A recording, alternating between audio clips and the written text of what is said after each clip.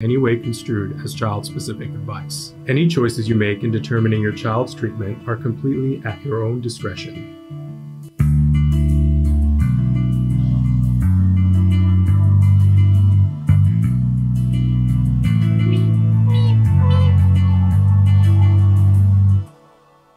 Good morning and welcome to Autism Live. I just want to take a second and talk about that opener because I used to talk about it all the time and then we've kind of gotten used to it and I don't talk about it as much, but I just want to reiterate that entire opener was created by individuals who identify as being neurodivergent, neurodiverse, on the spectrum, autistic, different words, different people, but the music, the animation, the concept, the entire execution, editing, all of it was all done by folks who identify that way, and they were all paid.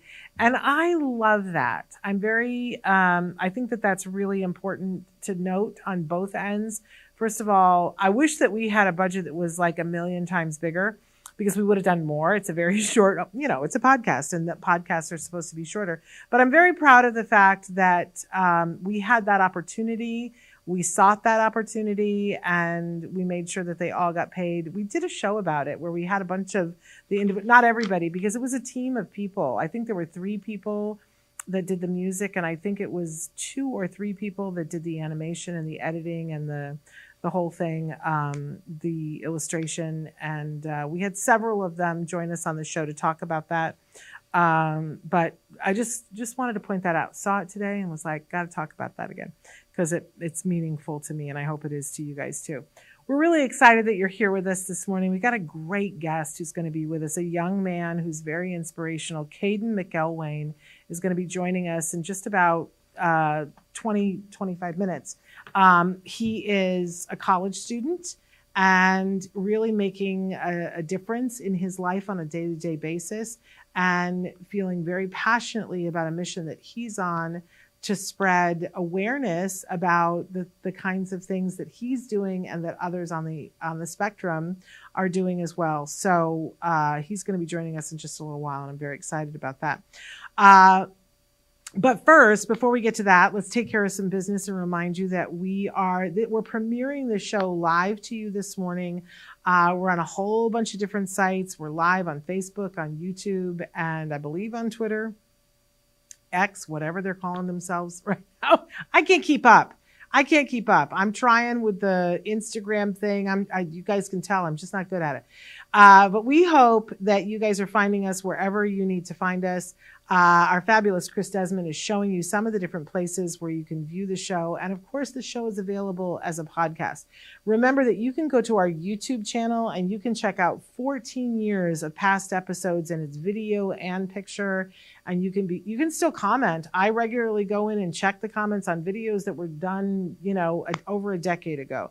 So you can still write in on all of those shows. It's all fine. But also the shows are available on podcasts, traditional podcast platforms, wherever you can download podcasts for free. We try to be there for you. It is an important value for me and for everybody involved in the show and in the network that we are able to bring you this information for free. Let me tell you, we've been doing this for 14 years and from time to time we brought people in and said, take a look, what can we be doing better? Because there's always things we can be doing better.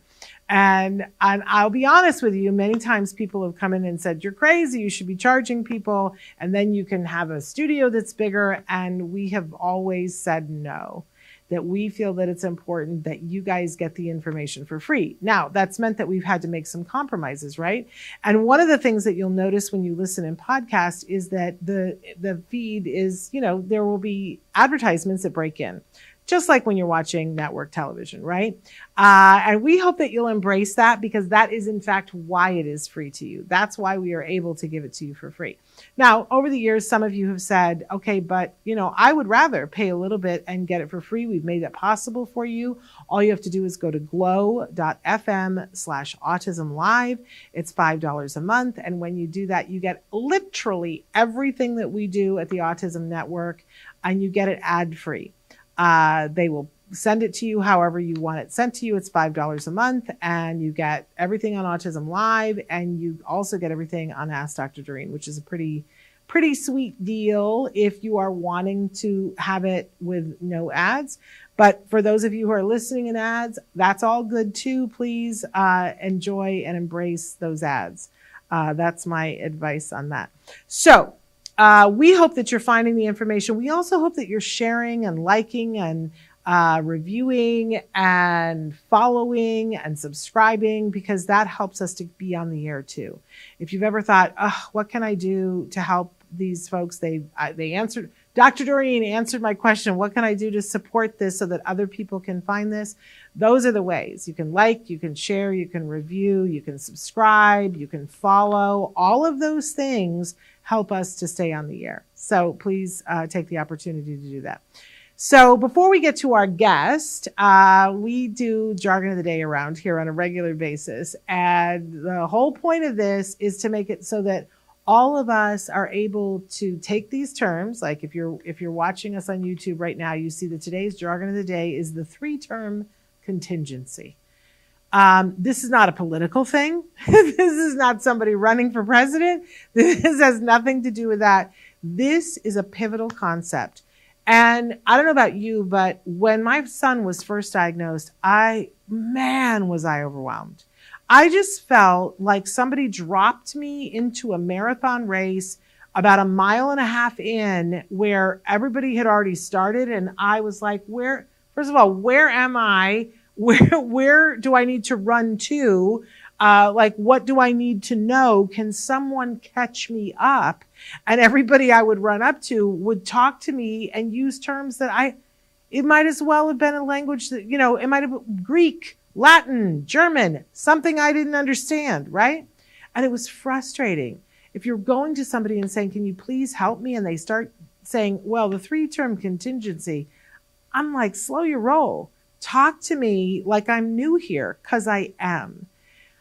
I will tell you that I was so mad for at least 2 years about that and other things. I spent a couple of years just being ticked off.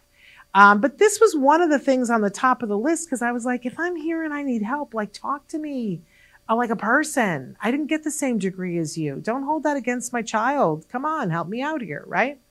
And then I started to learn the jargon terms, and then I kind of went to the dark side for a while and started using these terms all the time as if everybody knew them all the time.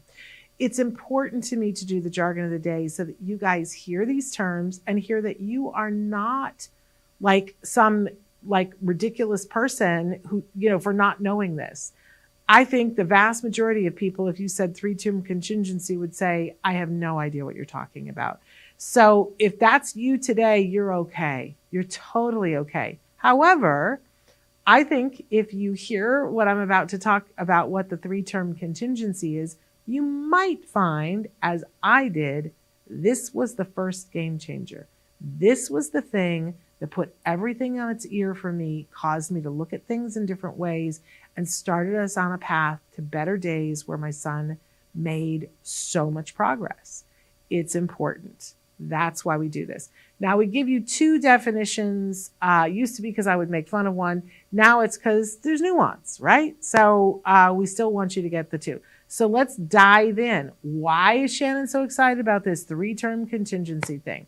Okay, so the 3-term contingency, also referred to as the ABCs of behavior, which is antecedent, behavior, consequence, illustrates how behavior is elicited by the environment and how the consequences of behavior can affect its future occurrence. Okay. This comes to us, of course, from ABA, Applied Behavior Analysis, Weebly.com. Okay, and I love some people who do ABA, right? But this is them kind of getting jargony. When I look at it and I go, elicited by the environment and how the consequences of behavior can affect its future occurrence, I'm still scratching my head and going, I don't get that. And what does that have to do with my 3-year-old who's laying on the kitchen floor hitting his head? Somebody explain this to me, right? Let's go on to our other definition and see if we can't get closer, but I'm not going to leave you hanging. I'm going to explain this to you. The 3-term contingency, often abbreviated as ABC, stands for antecedent, behavior, and consequence. Okay, we got that from the last one. It must be important. It's a model used to analyze and, more importantly, understand the relationship between behavior and the environment. Okay, so we know that the environment has something to do with this, but how does that translate to my 3-year-old on the floor, banging his head on the kitchen floor? All right, I've got in my hand here a piece of paper. I'm going to low-tech this for you right now, right? And I've taken the piece of paper and I have folded it into 3 lengthwise, right? And then across the top of the paper, I wrote A, B, C. Okay, because anybody can do this. Everybody has a piece of paper and some sort of writing utensil. By the way, there are apps, you can do this. There are all kinds of places you can do this. Doesn't have to be on a piece of paper, but I like a visual representation, right? And for years, I walked around with one of these in my pocket. Why? Because I remember the first time, back in the day when my son was diagnosed and we went through such a tussle about were we going to do ABA, were we not going to do ABA? Because like a lot of you, I was told that it was not going to be nice to my son, that my son was going to be belittled, that he was going to be forced to comply, all of this stuff, which, by the way, for good ABA, not true. But I believed it, and maybe you do too, right? And there are people that are doing that kind of ABA. It's not like it's false. There are people who are using ABA that way. It's not how it's intended to be used. Let me say that.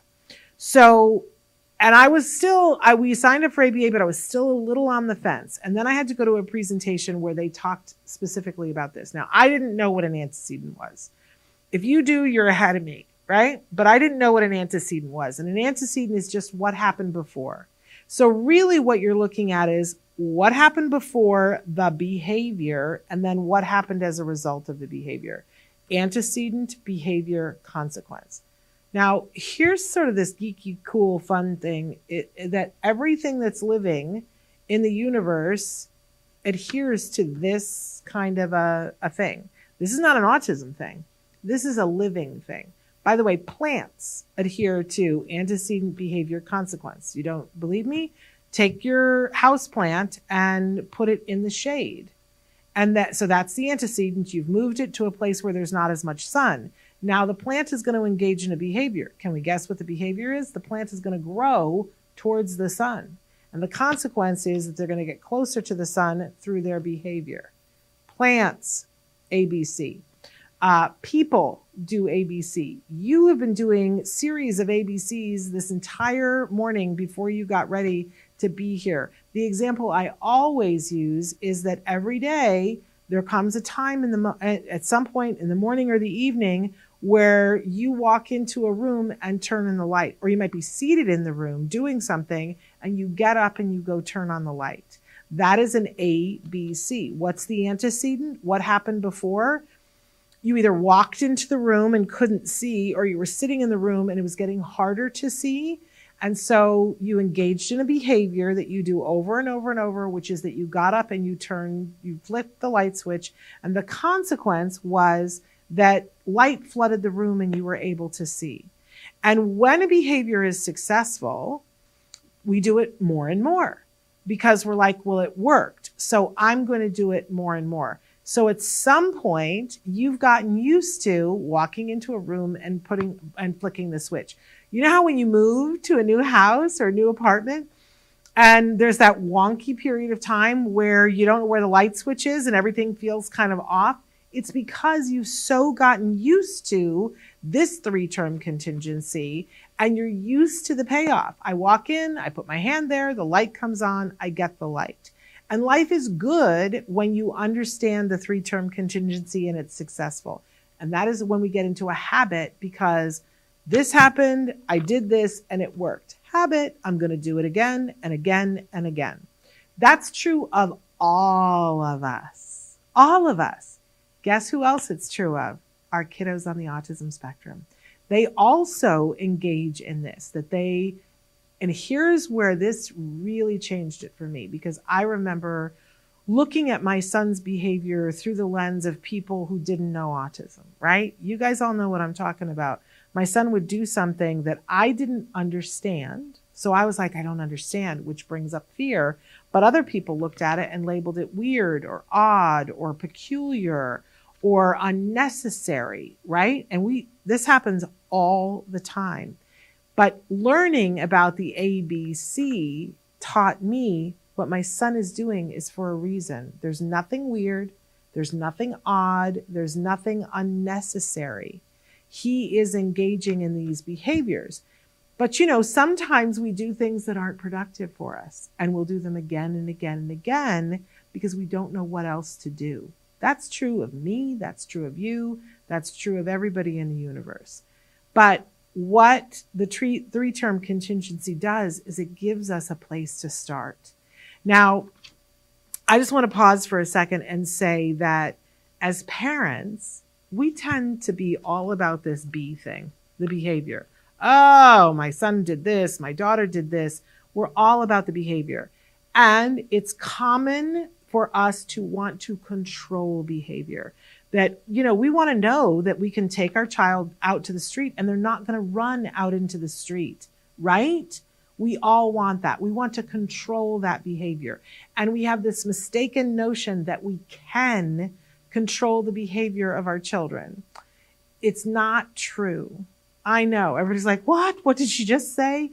It's really rare that we can control behavior, and it's not good. It's not good when we're actually trying to control behavior. This is not what ABA is about. It's not about, saying I can control the behavior.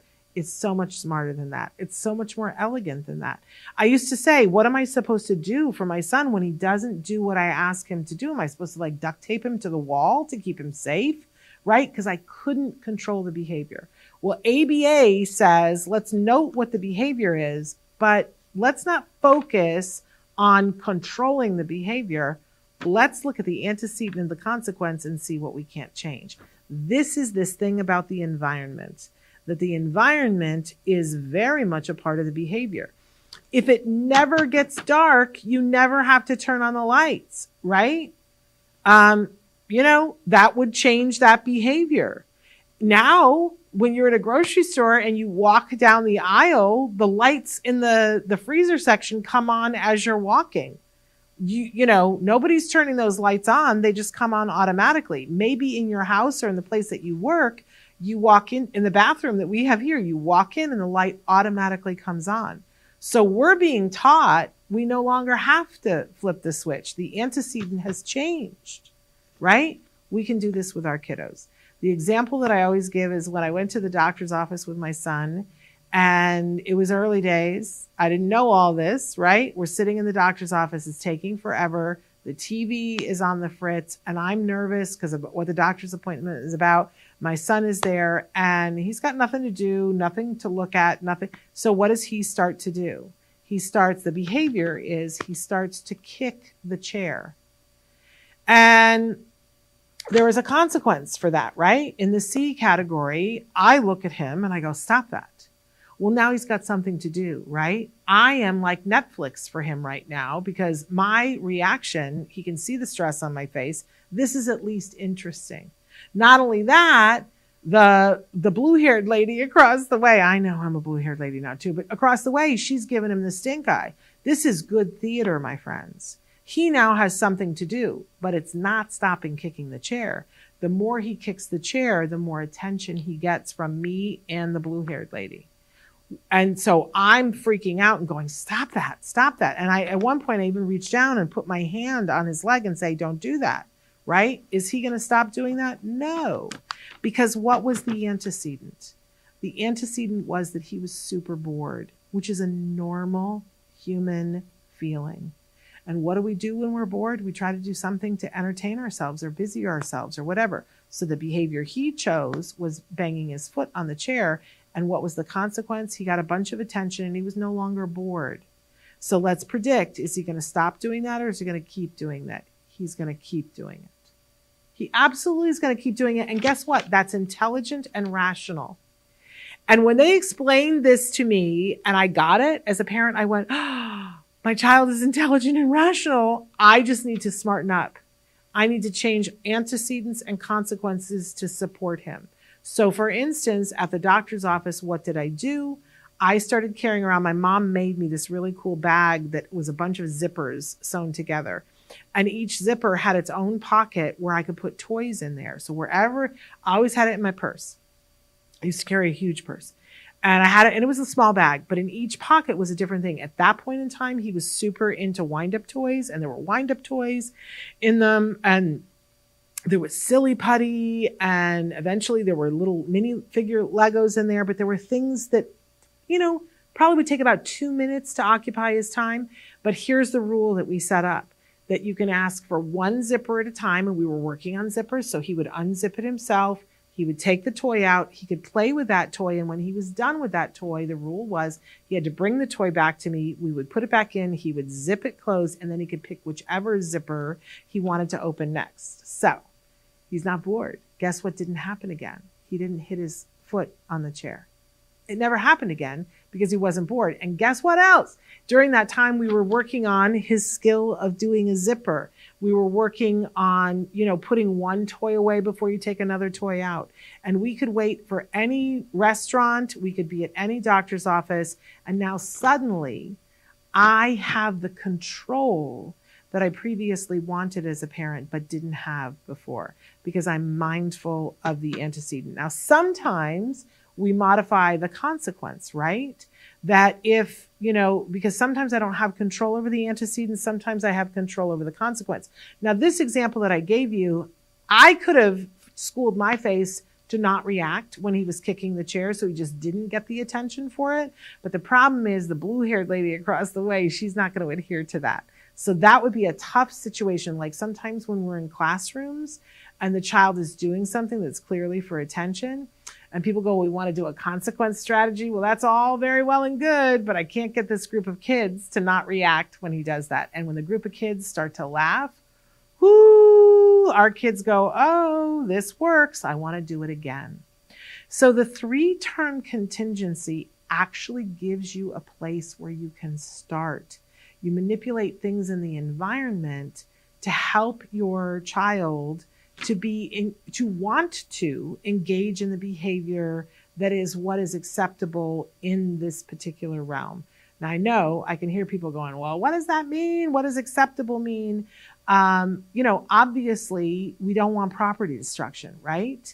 And if somebody gets bored enough and they're getting enough attention for property destruction, they're going to do that. We don't want to do that. And instead of focusing on the behavior and going, stop doing that, which is just something that takes away somebody's self-esteem and gives attention, which means it keeps happening, instead, we make it so that they don't need to do that behavior.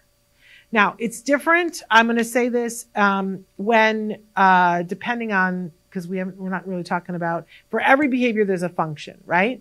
Now, sometimes the function is something internal that it feels good, and that's where we get into a lot of the stimming and the sensory stuff. That, for instance, our children rocking, right? That still has an A, a B, and a C, right? But it isn't so much about, you wouldn't give them a zipper bag for that, because the reason why they're rocking becomes important.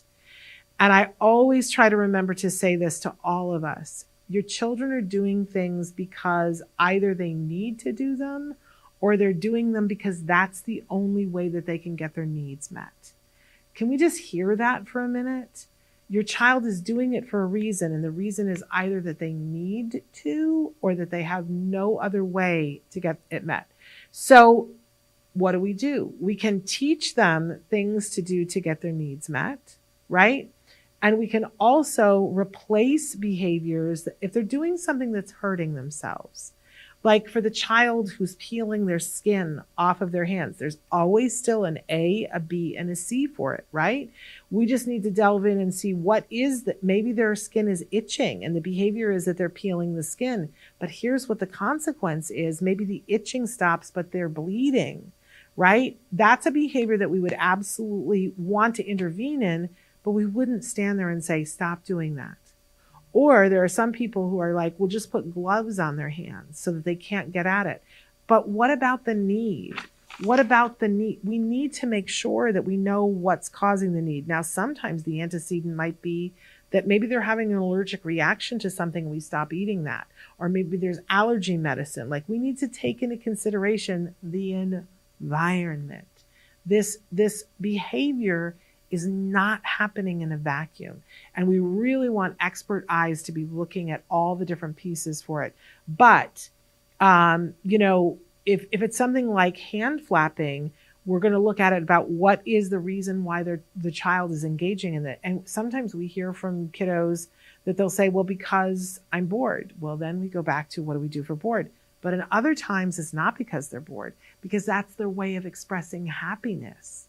We wouldn't want to take that away, right? There's no need to. For some people, it's because I see colors, right? So we give them other ways to see colors. And we only intervene when the behavior is causing a problem for the individual.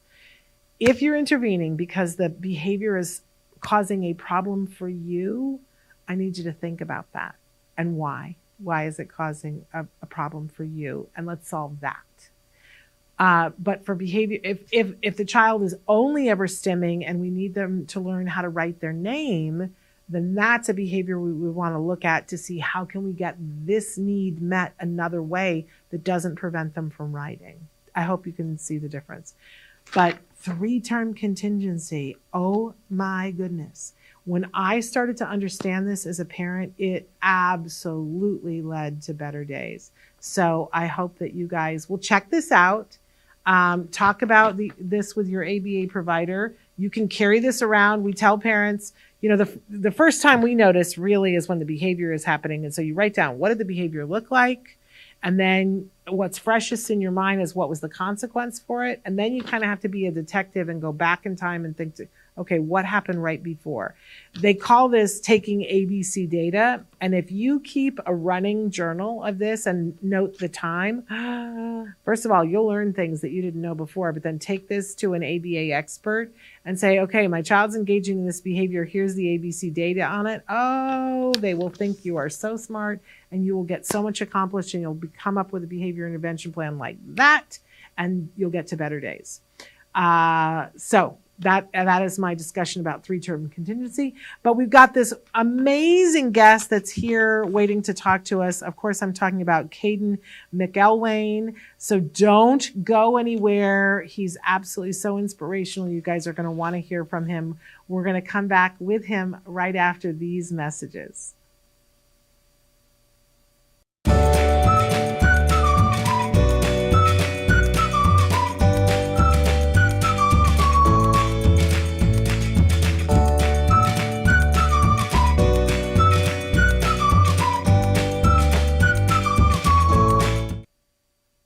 Welcome back. As promised, we have a really inspirational guest who's joining us right now. Kadin McElwain describes himself as an autistic college student, writer, and activist on a mission to raise as much awareness about autism with his story as possible.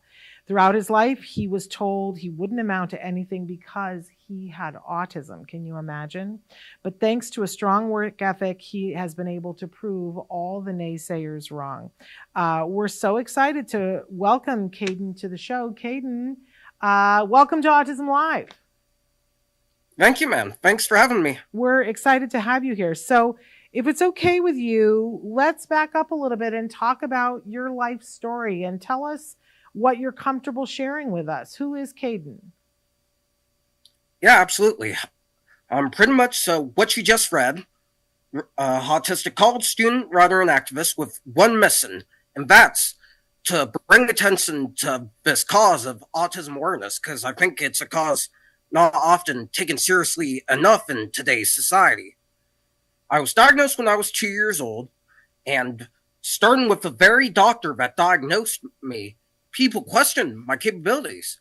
The doctor who diagnosed me even said, don't expect trade college for him, expect trade school for him at least, then a group home. But my parents weren't going to have that, and I wasn't going to have that. So my parents invested a lot of time and energy into me, occupational therapy, physical therapy, ABA therapy, overall being there, not taking anyone's stuff or doubt for me, because they knew what I was capable of. And I got that work ethic from them, the work ethic that I have. Then COVID happened and everything went online.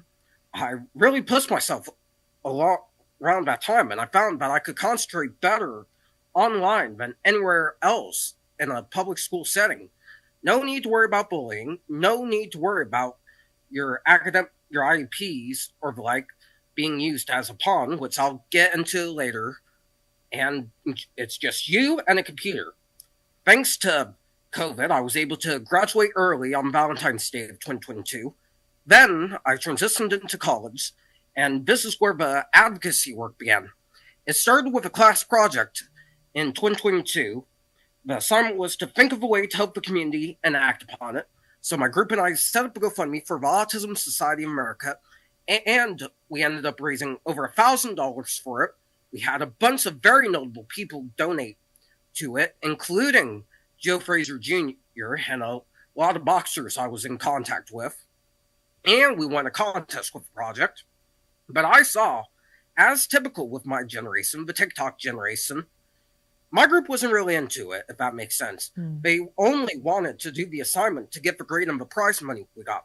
And I saw that autism wasn't a common cause taken seriously enough and not given enough attention. So I figured, if no one else is taking this seriously, I might as well do so. So that class project led to all kinds of opportunities for me. Setting up fundraisers, which I have another one in the works currently, date to be determined for one of my favorite organizations here in Lake County, the Lake County Special Needs Birthday Club. Meeting with politicians to discuss autism, appearing on platforms like this, and overall, doing what I do, inspiring people by going to college and doing all these things that people don't normally associate with autism. I love that, Kadin. I love the expression, doing what I'm doing. Doing what I do. I think that's absolutely amazing. And I know you've been in the media many times in your local hometown with events that you've done, times when you've been reaching out into the community to help other people. I imagine you're getting a name for yourself, a name that's quite respectable. I have tons and tons of questions, but I want to preface it by saying I want you to tell me if a question is too sensitive or too personal. You don't have to answer the questions that I ask, but I'm going to ask them and then you tell me I'd rather not answer that and we'll move on. How's that? Is that a deal? Yeah, this all sounds perfect. Okay. So when you were diagnosed at 2, you probably don't have memories of that. Am I correct? Not many, but all I know, and I always find this funny, is that it was right after I got the smallpox vaccination. Okay. That, of course, didn't cause the autism. That was just a coincidence. I always find it funny because that conspiracy theory is out there. Yes, it is.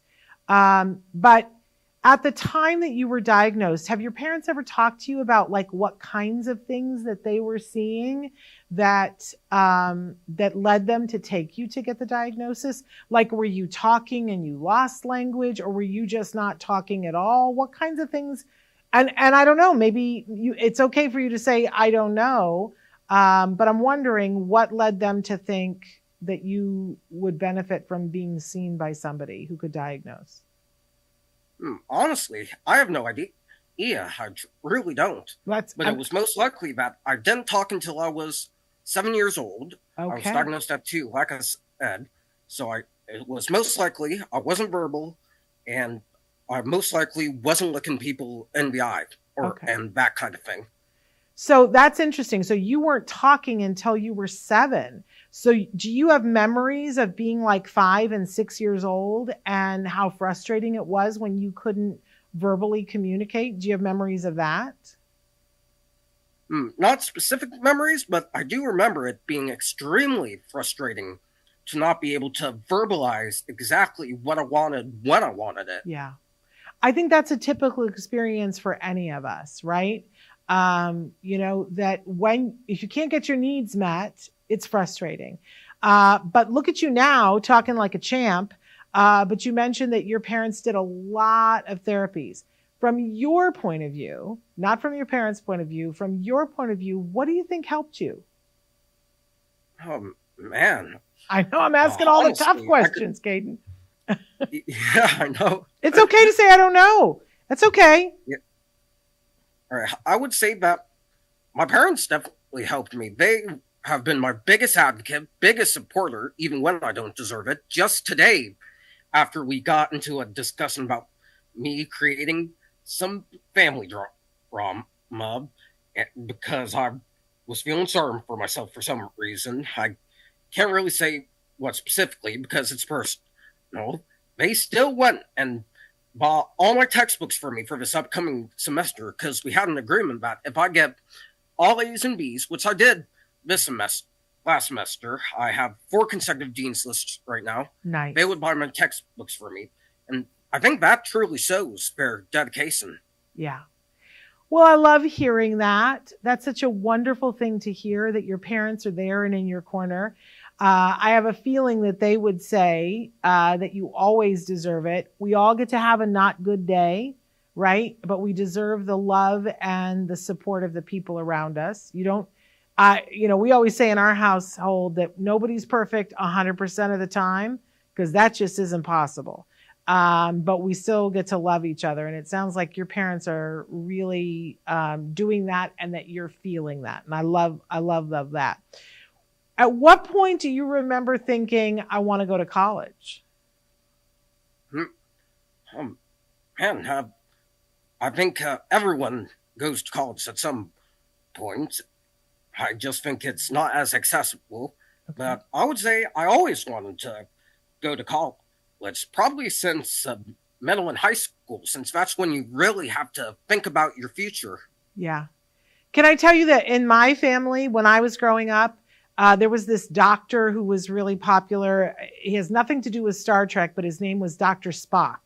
Nothing to do with Star Trek. He was just a person who gave advice to parents. And I was the middle child. My sister was born. And then Dr. Spock came out, and my parents were reading Dr. Spock. And Dr. Spock said, tell your children when you go to college. Just start adding that sentence with every child and talk to them about that. So with me, my parents said that, well, when you go to college. And I grew up just like you. I was like, everybody goes to college. Everybody wants to go to college. They didn't do it with my siblings. And eventually my siblings went to college, but it was not part of their, I'm going to graduate high school and go to college. So I love that was your mindset, Kadin. I love that you were like, well, of course I'm going to college. And I think that that's how all of our kids should be raised. Well, of course you're going to go to college. And then if you decide not to, that's a choice too. But I would love it if everybody felt like you do. Everybody goes to college. And that's a thing that you're going to do. I imagine it wasn't easy for you. Kent State's a really good school. Were there challenges in terms of applying and getting in, or was it all smooth sailing for you? Well, there were definitely some challenges that I didn't understand about college, so particularly with the transitioning from living in a dorm. But eventually I got into it, and I honestly love it, and I'm looking forward to this upcoming semester.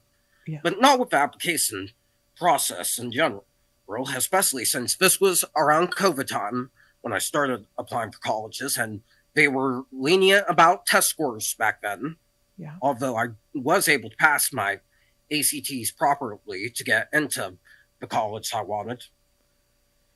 And I loved what you said, because, so often, so much of what we talk about with COVID is, COVID was hard, COVID was terrible, and people got sick and people died and all these things. But there were some good things that we learned in COVID. And it sounds like you learned that if you take all of the other elements out, that the work was easier for you. Is that essentially, because I'm just paraphrasing what you were saying, it was actually easier for you online to learn. Is that correct? Yeah, definitely. I could concentrate better. I didn't have to worry about any of the social aspects of school that I despised. Yeah. And funny story to completely backtrack, but when I was in middle school, my IEP was actually cut off completely without my parents' knowledge or consent, just because the school couldn't tell I had autism. So my parents fought long and hard to get that back. But they wrote to every single autism organization in Tennessee, which is where the school was located, and the state senator. because they knew I needed that IEP.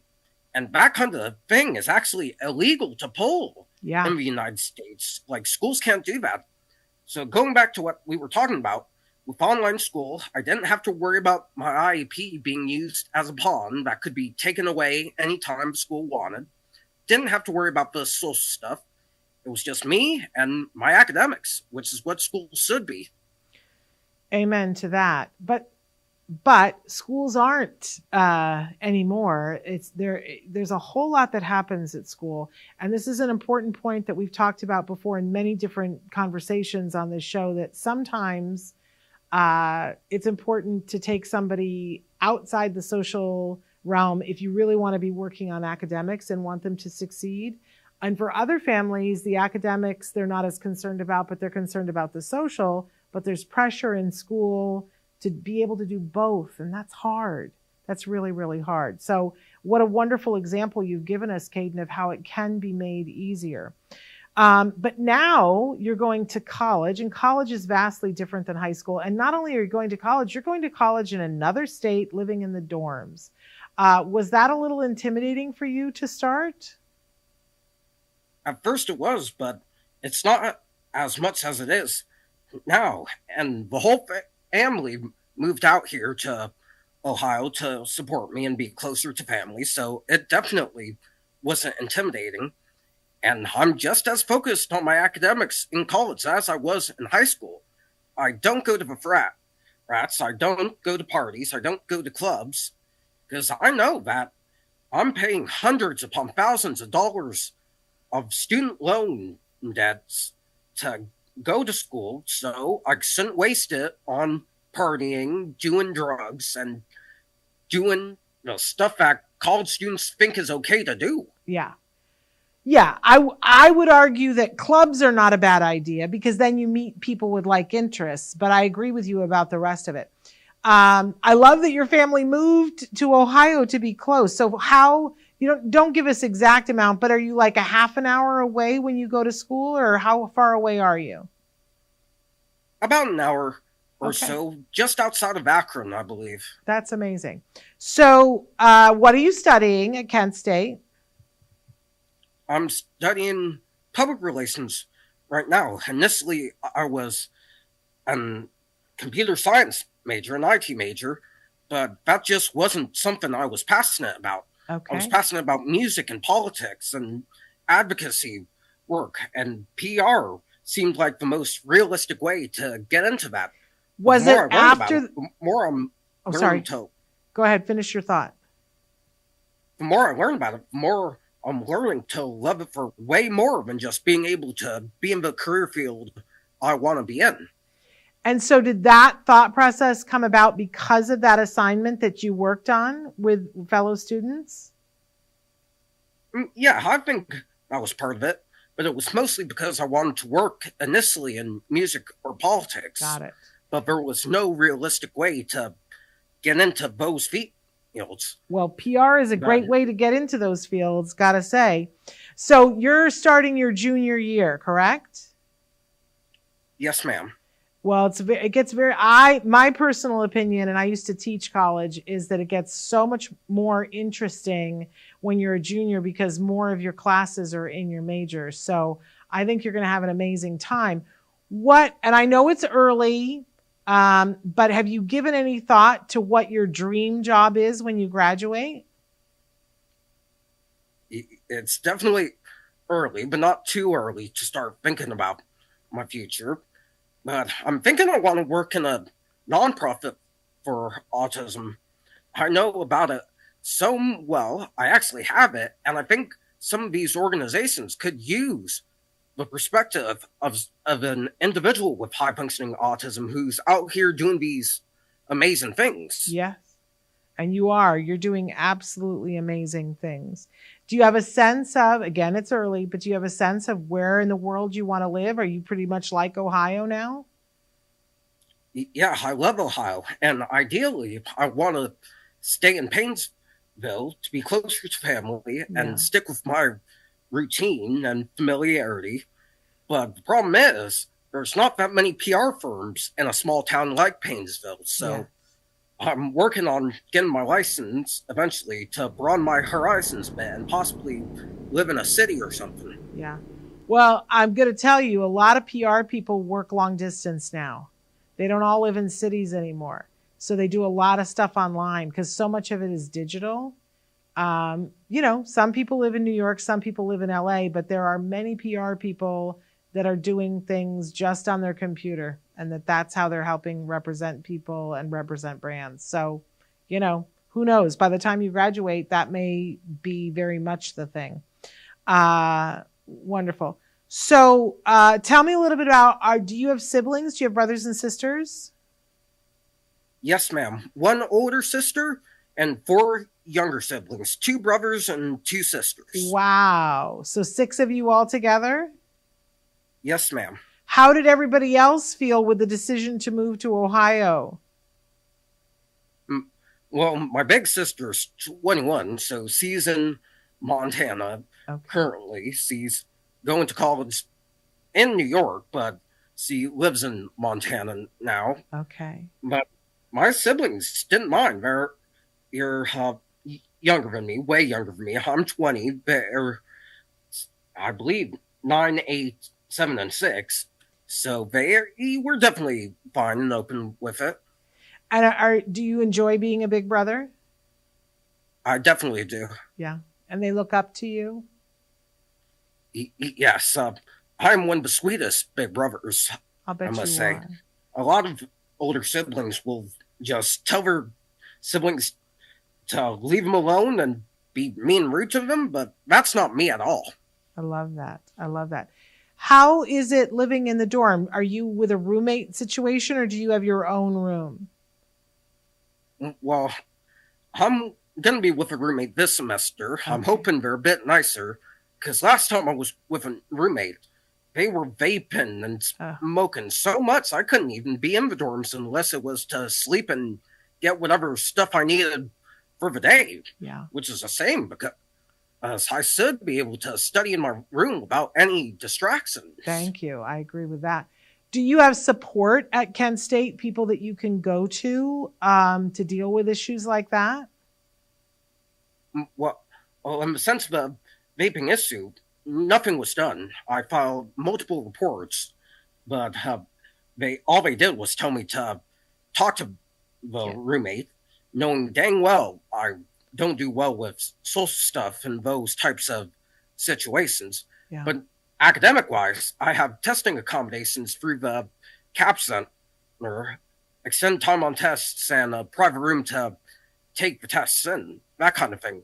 But the problem I have is I had to show proof of diagnosis to get those accommodations. And it's personally my opinion that once you're diagnosed, you should never be questioned about that again. Yeah. We live in an interesting world, though, that keeps changing the litmus test for that. So this is so important for families to hear, because if your child's going to college, we did a show recently talking about the difference between 504s and IEPs. And some people were under the misconception that if you have a 504 plan in your high school, that it automatically transfers to the college. You can have a 504 plan at the college, but it's not the one that you had at high school. You're pretty much starting from scratch. But you are getting some support. You have some accommodations, but obviously you are showing everybody by repeatedly being on the dean's list that you're a valued student on this campus and completely able to do the work. But I'm sure I don't know a single college student that doesn't encounter some challenges. So I don't want to gloss over it and make it sound like it's all smooth sailing. You're at college. You're overcoming challenges on a daily basis, I'm sure.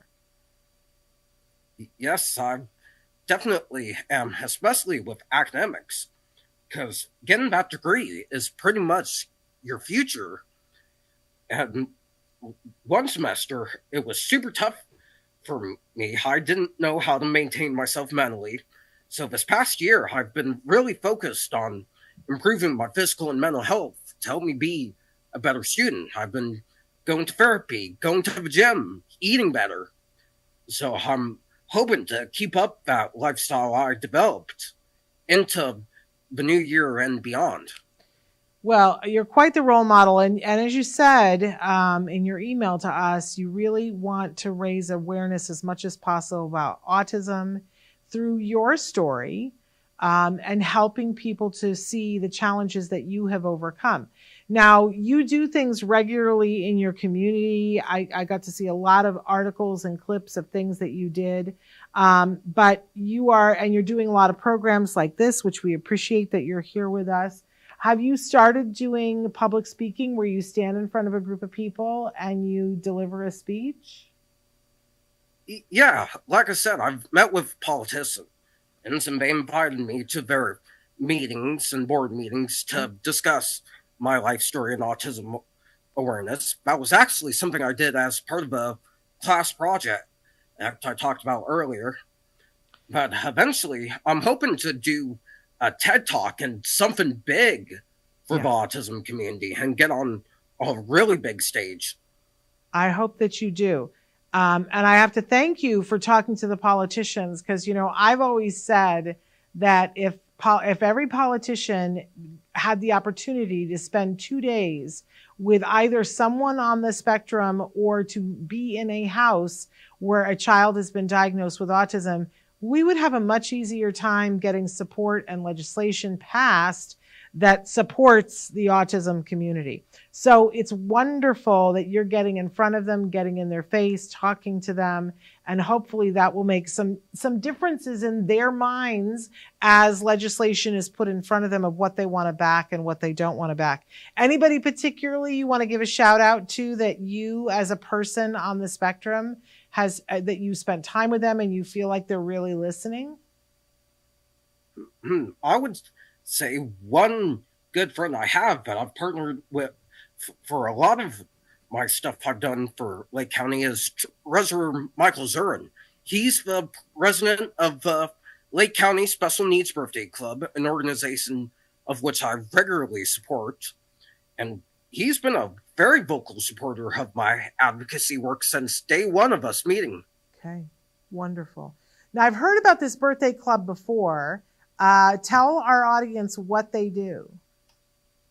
Yeah, absolutely. The Lake County Special Needs Birthday Club is an organization here in Lake County that pretty much throws very big Make-A-Wish style birthday parties for those with special needs in the community.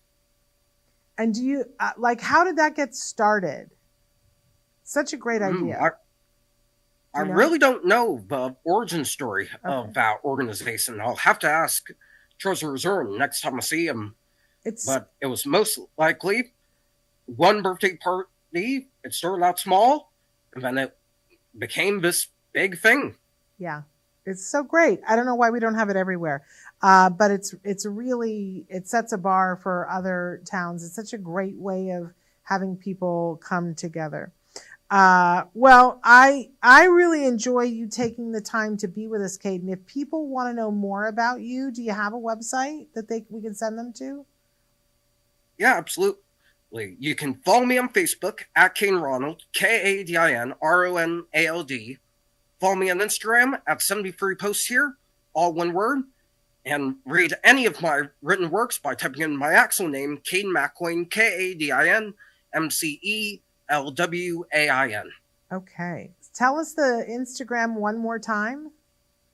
73 posts here, all one word. 73 post here. Is that what you're saying? Like 73, yes, the number, post, P-O-S-T, here, H-E-R-E, correct?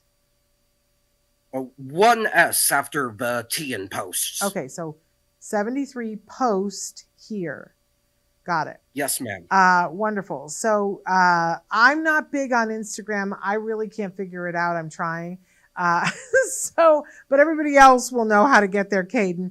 And so to see what you're doing. And are you posting regularly? Yeah, I've been trying to on Facebook particularly, but Instagram is more where I do memes and stuff like that. Okay. But eventually I'm hoping to set up an account for my advocacy work. Wonderful. Wonderful, wonderful. Okay. Well, I am hoping all the best things for you. Is there I know you said you're very interested in the music industry. Is there a dream music performer that you'd like to work with and represent for PR? I would honestly say Post Malone. He's been a favorite artist of mine recently, or anyone in the country music industry. I've been listening to a lot of that stuff recently. Fantastic. Well, shout out to Post Malone. Look at this fabulous budding public relations person that in a couple of years might be ready for you to hire. So there we go. But Kadin, thank you so much for taking the time to be with us. Thank you for reaching out to us to tell us your story. It's been such a delight to have you here. Please give my best to your parents. What amazing people that have been supporting you and to have raised such a polite and intelligent son. Thank you, ma'am. Thank you. All right. You take care. All right. How well? Thank you. What an inspirational young man. For all of those of you who have written in and said, you know, for individuals that are on the spectrum that are older, where are they? What are they doing? And I frequently say to you, they're busy leading their lives, right? But there's a perfect example. College student at Kent State on the honors list. My goodness. Are there any of us that wouldn't be proud of that as a parent? I don't think so. I think we would all be proud of that. So what an incredible young man, and making a difference in the world day by day as he is on his mission. So truly wonderful. I want to thank all of you for being here today and joining us for this wonderful young man. And can't wait to see you guys for our upcoming shows. We've got a bunch of really cool stuff coming up, you guys, not the least of which is Andy Bondi is going to be with us on the show. He is the original inventor of the PEX, Picture Exchange communication system, and truly one of the nicest people on the face of the planet. And later on in August, we had Jed Baker scheduled to be on the show in July, and we had to move the date because he had a conflict. But we are going to have Dr. Jed Baker on again. And for those of you guys who don't remember, please do yourself a favor and order a couple of Dr. Baker's books.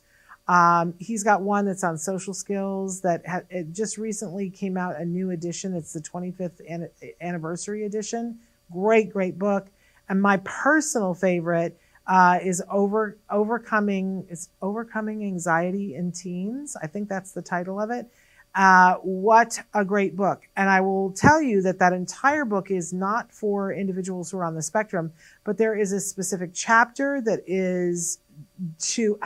explains how to use the rest of the stuff in the book for teenagers that are on the autism spectrum. It is a great, great book. You need to check it out. I think it's like $11 on Facebook, or not on Facebook, on Amazon. That's the one I want.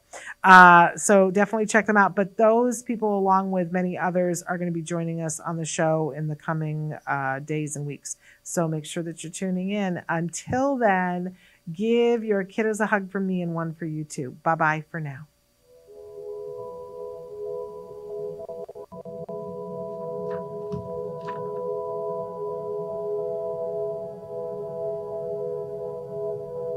If you found anything helpful in this video, please give us a like. In fact, make sure that you smash that subscribe button on YouTube and give us a like on Facebook. You can also follow us on Twitter and on Instagram for important updates. And please download our free podcast wherever you get your podcasts. Thank you so much. See you next time.